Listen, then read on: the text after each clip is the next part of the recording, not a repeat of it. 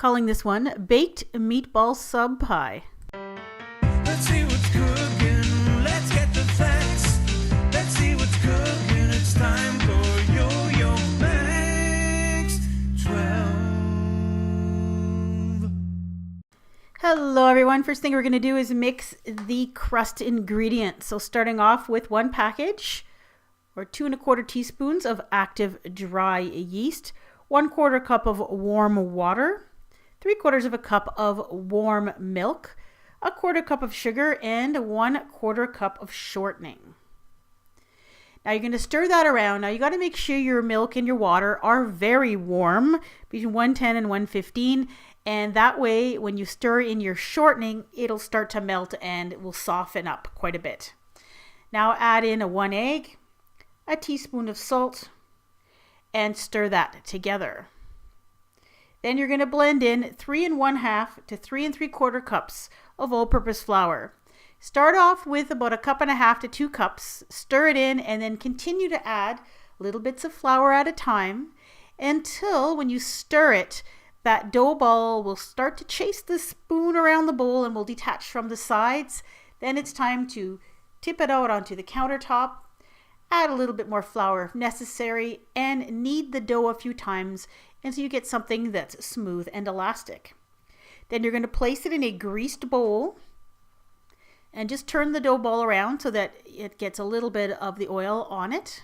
Cover it and let it rise in a warm place until doubled. That'll take about an hour to an hour and a half, depending on how warm your kitchen is. Now for the meatballs, forgot to turn the camera on, and in that bowl is 5 ounces of evaporated milk, not that whole can, only part of it, 2 eggs lightly beaten, 1 cup of quick cooking oats, 1 cup of crushed saltine crackers, 1/2 cup of chopped onion, 1/2 cup of chopped celery, 2 teaspoons of chili powder, 2 teaspoons of salt, 1/2 teaspoon of garlic powder, and 1/2 teaspoon of pepper, minus the bowl.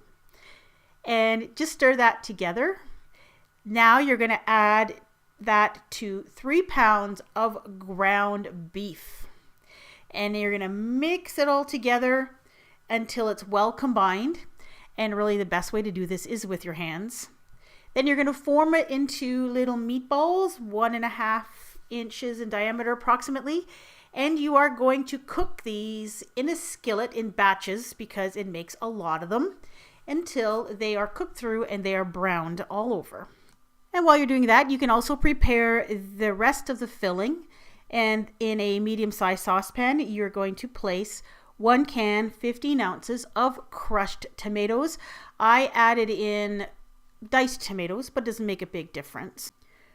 1/2 cup of chopped onion, 1.5 teaspoons of dried oregano, 1.5 teaspoons of dried basil, and 1 teaspoon of fresh minced parsley. I added in 2 teaspoons of the dried parsley, 1 teaspoon of salt. You're going to bring this to a boil over medium-high heat. Then you're going to reduce the heat and simmer it uncovered for about 10 minutes until slightly thickened. Then stir in 1/3 cup of grated parmesan cheese and then take it off the heat. Now after your dough has risen and it's doubled in size, you're going to remove it from the bowl and you're going to divide it into 4 pieces. Then you're going to take each piece and you're going to roll it out into an 11-inch circle approximately. And it's going to be fairly thin, but don't worry about that because we're going to let it rise again and it's going to puff up quite a bit. Now one thing I didn't mention at the beginning of this recipe, this makes 2 meatball pies, 2 big ones. So if you only want to make one, you can make this recipe, but just cut everything in half. So that's the reason I told you to roll out 4 11-inch circles, because we're going to be placing one of them in the bottom of 1 springform pan that's been greased. So put that circle in the bottom of the pan, and what you're going to do is just work the dough and you're going to start pulling it up along the sides of the pan, and you want it to get to at least halfway up the sides of the pan. And this is a bit of a challenge because the dough is fairly elastic and it's going to fight you a little bit, but just be patient and you'll get there. Then you're going to take those prepared meatballs and you're going to spoon them into both of the containers because there's going to be 2 of them, and just try to evenly distribute them in the springform pans.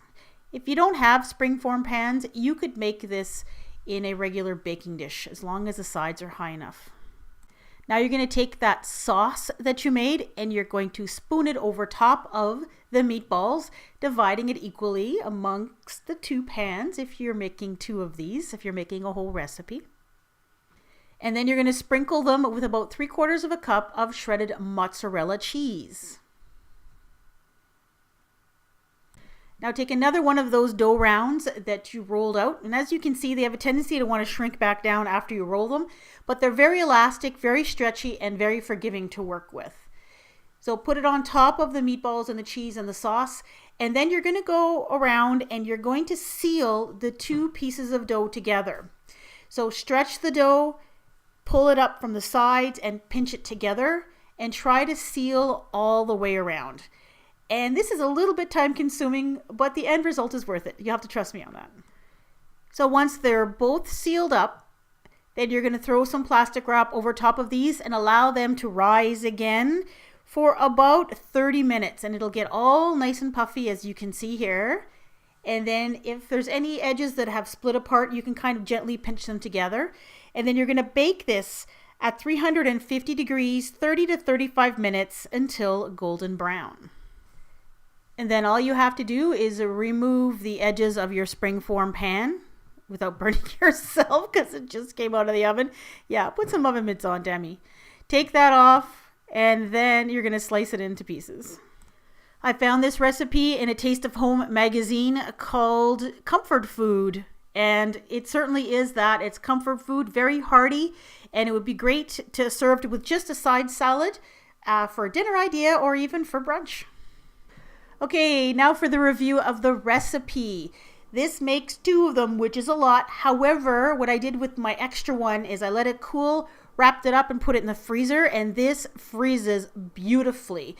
And one day I came home after work, not a lot of time to make dinner, popped this out of the freezer, threw it right in the oven and allowed it to heat through. I covered it with aluminum foil right at the beginning.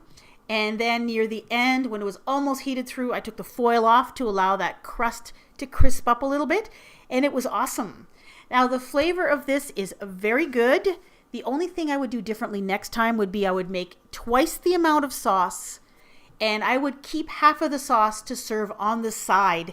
Because I found it just a tiny little bit dry inside. And I think it would have been a little bit better with a bit more sauce. But overall, an awesome recipe. Thanks for watching. Now, if you choose to subscribe to yoyomax12, home of the diet-free zone, by clicking on that big red subscribe button on your screen right now, you can expect 3 videos a week. Monday and Friday is a sweet treat, and Wednesdays is a main course meal or a side dish. And I also do the occasional unboxing video along with my teenage son Max on Saturdays.